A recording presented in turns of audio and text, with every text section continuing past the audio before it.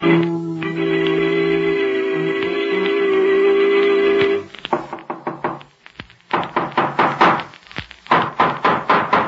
the matter? What is it? It's another case for Nick Carter, master detective.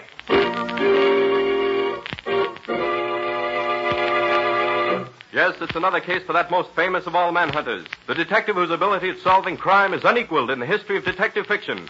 Nick Carter, Master Detective, presented by the three great Linex home brighteners. Linex Clear Gloss Varnish, Linex Cream Polish, and Linex Self-Polishing Wax. Created by Acme, America's great producer of fine Acme quality paints.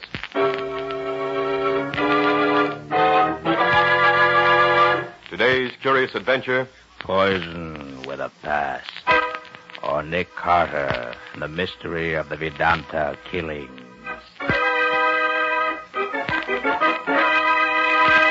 In just a moment, we'll hear how Nick Carter was able to solve the mystery of the Vedanta killings and prevent the strange poison from claiming any more victims.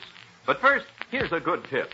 Millions of American families are happier these days because women who run their homes wisely have learned about Chemtone, the miracle wall finish which makes every home more bright and inviting. Now those same wise homemakers are learning the modern way to new beauty for woodwork, furniture, and floors. The three great Linex home brighteners. Linex Clear Gloss to give lustrous, longer-lasting protection to every wood and linoleum surface.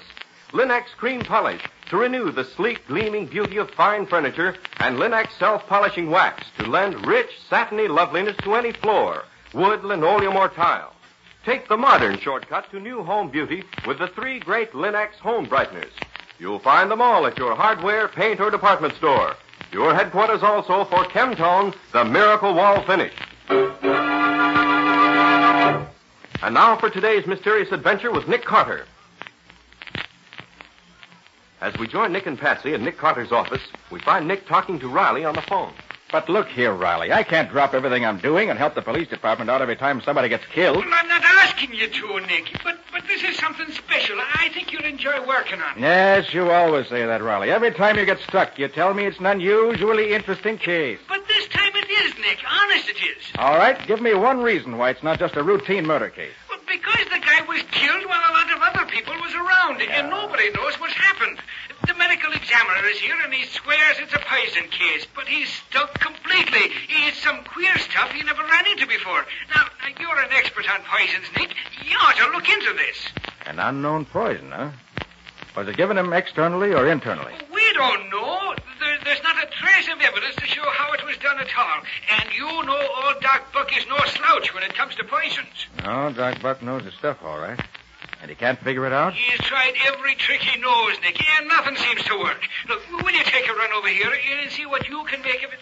Okay, Riley, what's the address? The Hamilton Apartments on Riverside Drive, apartment G4. I'll be right here waiting for you. We're there in 20 minutes, but it better be good. Oh, it is, Nick. You won't be sorry. So long now. So long. So he managed to rope you, did he? Well, I don't know whether he's roped me or not, as you so elegantly put it. He's got me interested enough, so I'm going over and have a look at it. Want to come? Do I want to come? You don't think I want to sit around here when there's a murder case to be solved, do you? I suppose not. Okay, get your hat and let's be on our way.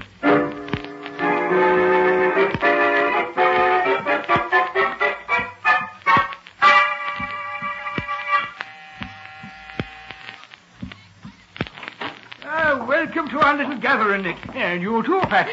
Sure, and it's nice of you to invite us, Point. All right. Let's dispense with the preliminaries, Riley. Get down to business right away. Who's dead and where's the body? Oh, it's raring to go you are now, eh? Okay. The corpse is Fredric Shelby, the explorer. Shelby? Well, that fellow's got more lives than a cat. Well, he must have used up all 9 of them if he's dead now. The body's right in here, Nick, in the library. If you look at all the books, most of them pretty old, too. French, German, Russian. What are these, Nick? That one's Sanskrit, Patsy. Oh. Those there are Hindu. Who lives here, Riley? Is this Shelby's apartment? No, Nick. It belongs to Professor Alexander Travers. Travers. Oh, yes, the specialist on Hindu literature and philosophy. Yeah, that's right. Him and some of his friends was talking about that Hindu stuff when Shelby was killed. Here's the body here. Oh, yes. Been dead long? Not over an hour, the doc says. And that touches what the others tell us. We're holding him here for now. Look at the expression on his face. He must have died in terrible agony. No doubt of that. And there's no doubt of its being poison either. Not with that look on his face. Doc Buck said the same thing, but not one of his tests showed him what kind of poison was used. He said it could be most anything. Patsy, shift that light over here a little closer, will you? I want to see something. Sure, Nick. Here. Yeah. Look at the color of his skin. Practically blue-white. He looks almost like a marble statue, Nick. Yeah. All right, Riley. Where are the rest of the party? Say you're holding him here? Yes, they're in the next room. There's Professor Travers. This is his apartment, like I said. A good-looking dame by the name of Mary Devine and Dr. Paul Starr. He's a college teacher. Now, they didn't know what happened when this Shelby passed out, so they phoned for an ambulance. And the intern took one look at him and called us.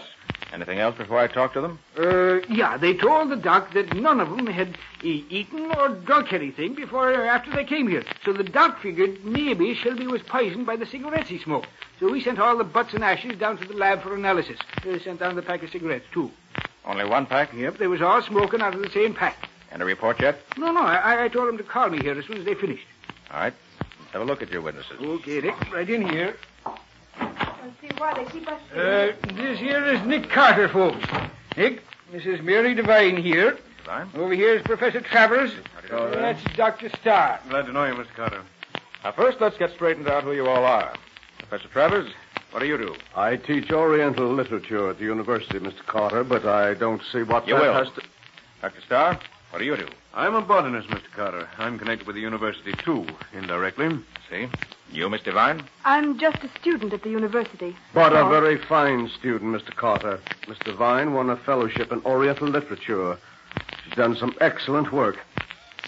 Any of you know any possible motive for Shelby's death? I know. We've been talking about it, and we're as much in the dark as you are. What do you know about Shelby? Not very much. We have only one common interest, the Vedanta. As a matter of fact, we first met him at a meeting of the Vedanta Society. Shelby feeling all right this afternoon? As far as we know, he said nothing about feeling ill. Mm-hmm. Now, tell me what happened here this afternoon, as near as you can recall. You say you were all sitting around talking? That's right. We were discussing the Vedanta. What is this Vedanta, Nick? Professor Travers can probably explain that better than I, Patsy. It's a philosophy of life. It was first put forward 1,500 years ago by Hindu scholars. It has to do with controlling the bodily expression so as to heighten the powers of the mind. Why don't you come to a meeting of the Vedanta Society with us someday? That would explain it better than I could, perhaps. Thanks, maybe I will someday. But now, what happened here? Why, we were all seated around, smoking and chatting, when suddenly Shelby started to get faint. In a few minutes, he passed out. That's all. You were all smoking? Yes. Why? I understand you were all smoking the same brand of cigarette. Whose were they? They were mine, Mr. Carter. Shelby forgot to bring his pipe, and Starr was out of the private brand he smokes. I had a full pack, so I used mine. Even Starr smoked one. He usually wouldn't look at any cigarette that wasn't his own private mixture. Anything else you can think of? No, I think not. Well, that's all I know. Nothing happened that was really unusual, except that Mr. Shelby died. All right. Give your names and addresses to Lieutenant Riley. And don't leave town until we tell you you can. That's all. Good. All right, Mr. Carter. All right. Well, Nick, what do you make of it? I don't know. No apparent motive, no suspects, unknown poison. Of course, it's too early to know definitely. It couldn't be suicide, could it? No, I don't think so, Patsy. I'm pretty sure it's murder. But I'm also sure the murderer covered his tracks very thoroughly.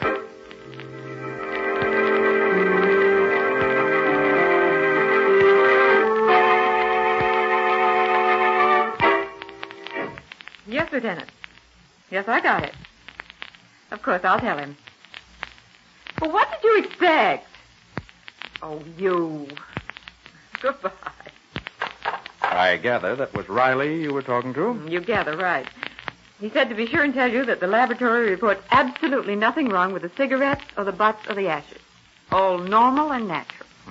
Too bad. Sort of hoping that... Well, never mind. There's an answer somewhere, and I'll find it yet. He also said to tell you that Mary Devine was coming in to see you very shortly now. Did he say what for? No, just said she was coming. Maybe she's remembered something. Oh, I'll get it, Nick. That may be Miss Devine now. Or a bill collector. Oh, come in, Miss Devine. Mr. Carter's expecting you. Thank you. Good morning, Miss Devine. Good morning, Mr. Carter. I don't know that what I have to tell you is of any value, but I'll let you decide that. Fair enough. What is it? Do you know what this is?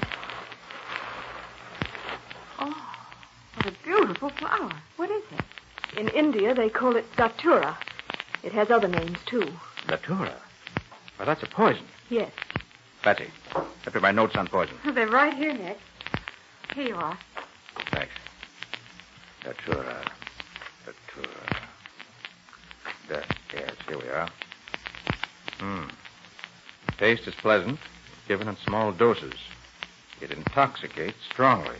2 grams will prove fatal at once. Can be mixed with food or drink and will kill without leaving a trace. Cannot be isolated unless the chemist knows what he's looking for. Gosh, that's a nasty poison, isn't it? Yes. In India, mothers feed it to unwanted girl babies. Miss Devine, where did you get this flower? Well, I got it special delivery this morning. Dr. Starr got one, and Professor Travers got one, too, the same way. I see. In other words, the murderer warns you that he's going to kill all 3 of you. Same way he murdered Shelby. It looks that way. Why would he want to kill all of them, Nick? Probably because he's afraid that they noticed something when Shelby was killed yesterday that would give him away if they told anyone about it. But I don't know anything, Mr. Carter.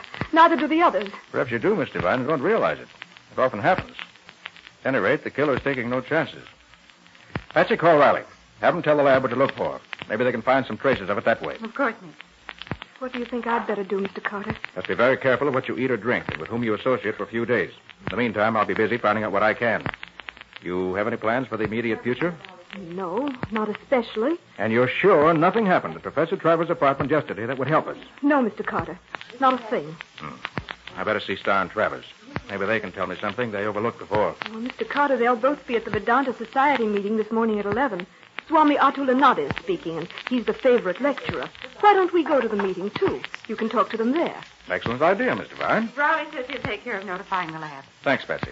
Mr. Vine and I are going to a meeting of the Vedanta Society. You better stay here in case Riley does learn anything. I'll call you later. You ready, Mr. Vine? Yes. All right, let's go.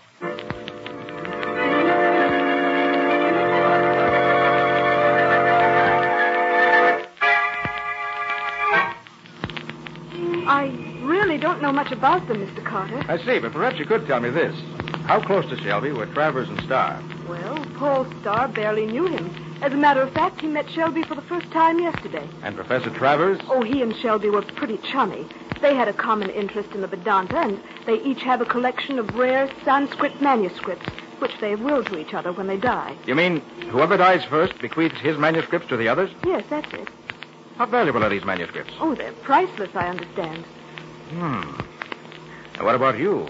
Where do you fit into this picture? Well, I met them because of my interest in Oriental languages and literature.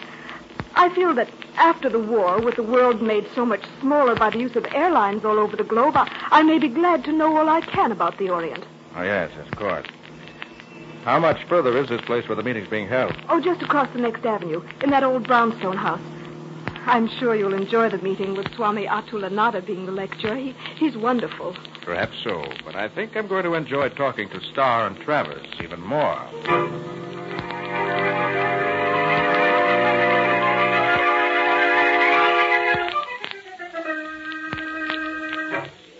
Well, Mr. Carter, wasn't he wonderful? Yes, that's very interesting. Much more intellectual than I expected. Well, Mary, I see you've managed to convert Mr. Carter. That's fast work. Well, I wouldn't call it conversion, Dr. Starr. My main reason for coming here was to talk to you and Professor Travers. Yes, you want to talk to me, Carter? I do, just for a few minutes. Well, suppose we have lunch first and then talk later. Oh, good idea. Where shall we go? Let's go to the Bombay Curry Shop, the best place of its kind in town. Excellent. I'm starved. How about you, Mr. Carter? I could certainly eat something. Well, come on then. The curry shop it is.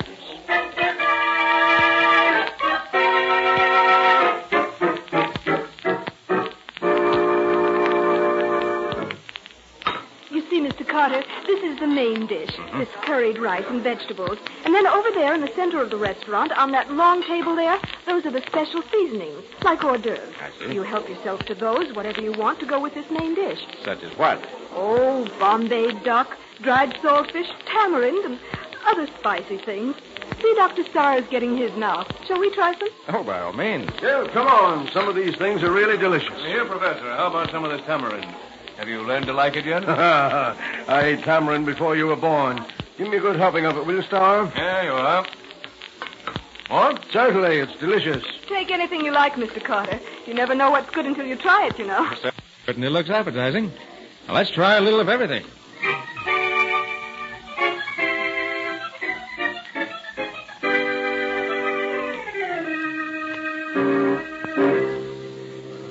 Well, that certainly was good. I enjoyed that meal. Yeah, I thought you would. Cigarette, Carter? Oh, no, thanks. I don't smoke. How about you, Star? Care for one? No, thanks. I prefer my own special mixture. Dr. Starr is a cigarette fiend, Mr. Carter, but he won't smoke anything but his own brand. Says any other kind makes him sick.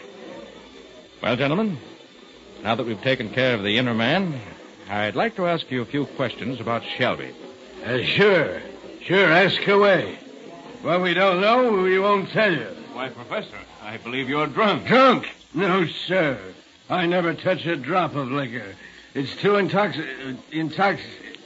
it's not good for you. Well, you are drunk, Professor. Don't try to kid us. I'm not.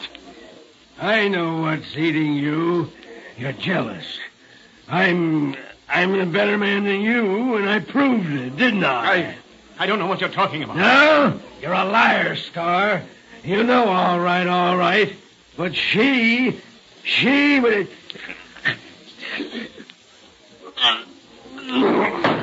Professor Travers. Travers! Why, he's dead. Mr. Carter, that's just the way Shelby died.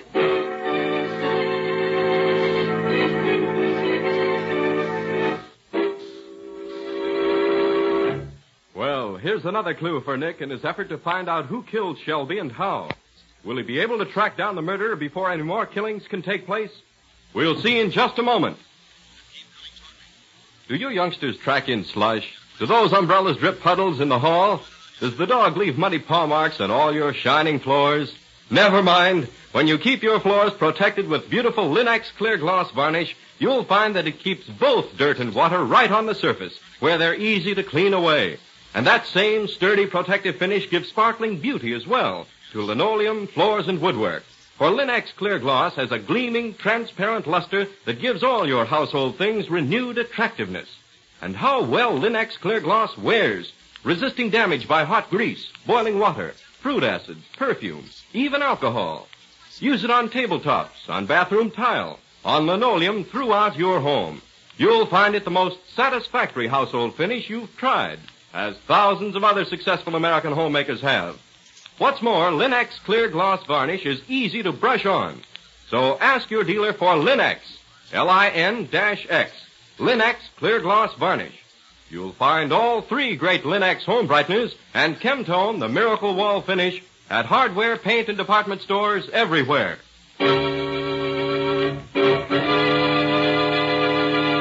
And now back to our story. We left Nick Carter in the Bombay curry shop where he has been lunching. Suddenly, Professor Travers uttered a few strange remarks and fell over dead. Later that same afternoon, Nick is talking to Lieutenant Riley in the latter's office. You say, Nick, that that tour, whatever it is, killed him, huh? Well, obviously, Riley. All the symptoms were present, although I didn't realize it until after it was all over. No, but, Nick, Lieutenant Riley's chemist has analyzed all the food in the restaurant, and nothing out of the way was found. You all ate the same food, didn't you? Yes, Patsy, we did. Then how is it that Professor Travers died and none of the rest of you were even sick? I don't know yet. Well, I think you're nuts, Nick.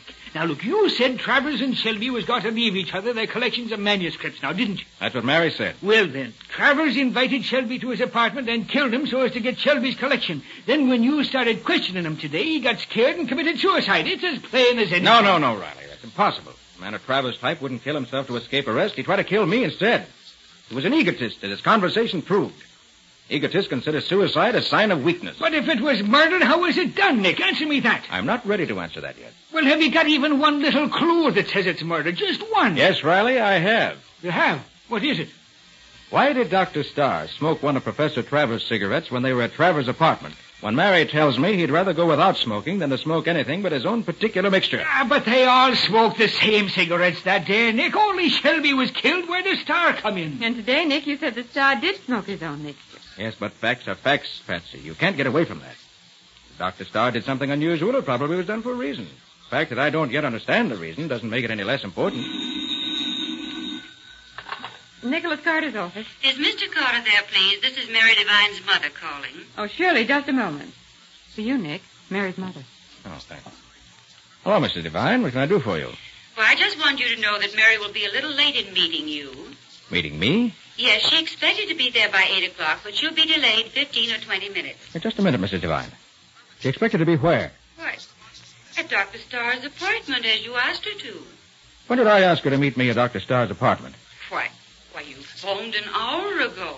I did not. Didn't you? I did not. Well, whoever phoned said it was you, and said you or he had something important to tell her, and asked her to be at Dr. Starr's apartment by 8 o'clock. I'm glad you called, Mrs. Devine. I'll take care of it right away. Well, what's wrong, Mr. Carter? Mary isn't in any danger, is she? Not yet, but she might have been if you hadn't called. Oh, Mr. Carter, please don't let anything happen Now, to Mary. don't worry, Mrs. Devine. I'll take care of her. And I'll take care of him, too.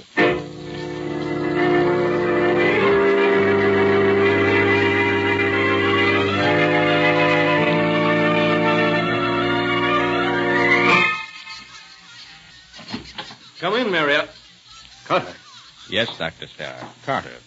You expected me? Why, no, I thought... You thought I was Mary Devine, didn't you? Why do you say that? Mary's mother told me. You were the one who phoned her, weren't you? Clever, aren't you? Yes, I phoned her. I had something I wanted to show her. Well, suppose you show it to me instead. I don't think you'd be interested. Well, you're wrong. I'd be interested in anything about you. For example, why you smoked one of Professor Travers' cigarettes yesterday at his apartment, when you'd usually prefer to go without rather than smoke anything but your own particular mixture. Why, I Can I answer my question for you? You wanted to kill Travers. It was bad blood between you. Probably over that woman Travers mentioned in the curry shop this afternoon. So you prepared a cigarette full of datura, dried, ground fine. And when you took one of the cigarettes from the pack Travers had, you substituted the one you prepared. You knew Mary was safe because she didn't smoke. But you made a mistake in your calculation somewhere, and Shelby got the poisoned cigarette instead of Travers. Isn't that it? You're very clever, aren't you, Mr. Carter? I've changed my mind. I do have something here I want to show you. This. A gun. Was that what you were going to show Mary when she got here? No, but I can't take any chance on you. No, just stay where you are. How do you know it was datura killed Shelby? I recognized the symptoms as soon as Mary told me what they were. And they were the same symptoms as Travers showed when he died this afternoon. Died from eating tamarind sprinkled with datura powder, right? You seem to be always right, Mr. Carter. Yes, I got to the condiment table first, sprinkled the poison on some of the tamarind. Then I made sure Travers got it. Starr, why did you hate him so? Because he took my girl away from me. Took her away from me just because he wanted to prove he could do it. He didn't want her. In fact, after he got her, he refused to marry her. It broke her heart. And she killed us. He's an egotistical beast. And having got rid of Travers, you felt you had to get rid of Mary, too, because she might unconsciously betray you some way, right? Quite right, my omniscient detective. Now that you've cleared up all the mystery, I'm afraid I shall have to get rid of you, too, because I can't have you going around. Mary. Come in. No one gets in here until after I've taken care of you. Well, you're wrong, Starr. I left the outside latch off when I came in earlier. You left the latch off? Come on in, Mary. Why, you... Don't take it!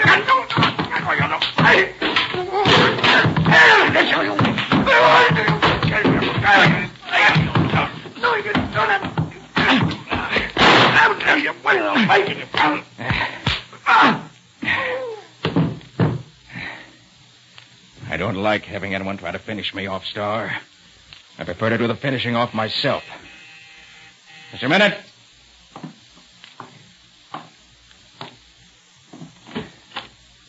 Come on in, Mary. Are you all right, Nick? What happened? Did you get him? What happened, Mr. Carter? Patsy wouldn't tell me. Dr. Starr's in no condition to ask you in, so I will. Come on in, all of you. What's the matter with Doc? Did you have to kill him, Nick? Oh, Riley, you know me better than that. No, he's just temporarily out. Oh, well, let me get the cuffs on him before he comes to. Yeah, that'll hold him. So you were right, Nick. It was Dr. Starr. Yes, Patsy, it was. I felt pretty sure of it from the first. Because being a botanist and a specialist in Oriental plant life, he'd know all about the datura plant. But I couldn't figure out any motive for him to want to kill Shelby. And that stopped me. Until Travers was killed. Then I realized that maybe Starr didn't intend to kill Shelby at all. Which turned out to be the case. But, Mr. Carter, how did you know that it was Dr. Starr even when Professor Travers was killed? It was Travers himself who gave me the clue I needed. You remember what he said in the curry shop about having proved himself a better man than Starr? Yes, but I thought he was just raving. Oh, no, Mary. He was doing that deliberately. The Vedanta philosophy teaches control of the body to sharpen the mind, doesn't it? Yes, it does, but... I feel sure that when Travers knew he was dying, that's just what he did.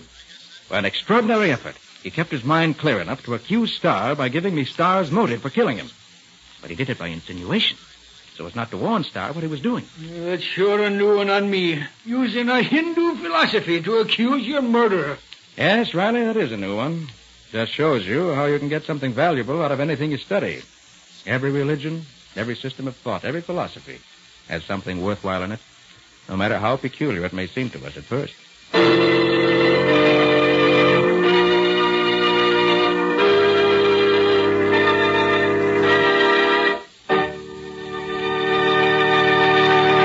In just a moment, Nick and Patsy will give you a preview of next week's exciting case. Thousands upon thousands of American men are fighting overseas, fighting for home as they remember it. One of the most important things we can do is to keep home as they remember it. And the most satisfactory way to care for your home is with those 3 modern shortcuts to household loveliness. The 3 great Lin-X home brighteners. Lin-X cream polish, for instance, renews the original gleaming beauty of your fine furniture, reveals the handsome grain of the wood, frees it from the unsightly cloudiness of fingerprints, dust, and old polish. And it accomplishes this result in one quick, easy application. For Lin-X cream polish actually cleans as it polishes. It cuts your job in half, saves you one whole step in your cleaning day routine.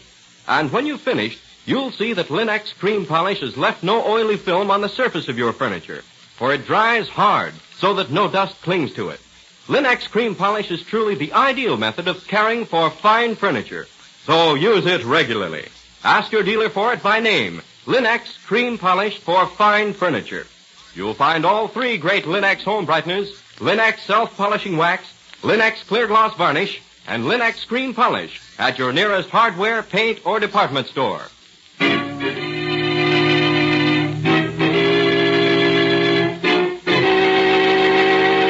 And now let's hear from Nick Carter himself. Well, Nick, what's your story about this next time? Black widows, Ken. What kind of widows are black widows? They're spiders, Ken. Poisonous spiders. But they spin very lovely webs that are used by the Army and Navy for making precision instruments. The web of black widow spiders is unexcelled for making hairs and sighting devices used by our armed forces. Well, who got into trouble, the black widows or the armed forces? Neither, Ken. It was the killer who wanted to steal a large shipment of spider web, and to do so was forced to kill 2 people. But a black widow stopped him, with Nick's help. Well, what do you call this cheerful little tale? Webs of Murder. Oh, the mystery of the black widow spiders. Complete details next week. So long. So long, everybody. And so long to both of you, Nick and Patsy. We'll be waiting for your story next week as usual.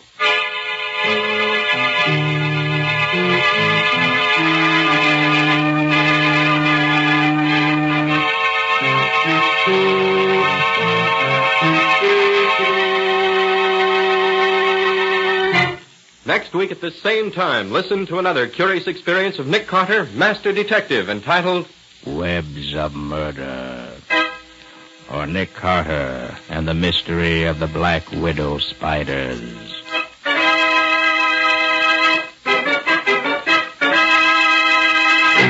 Nick Carter, Master Detective, is featured in Street and Smith magazines. Lon Clark is starred as Nick with Helen Choate as Patsy. Original music is played by Lou White, and the programs are written and directed by Jock MacGregor.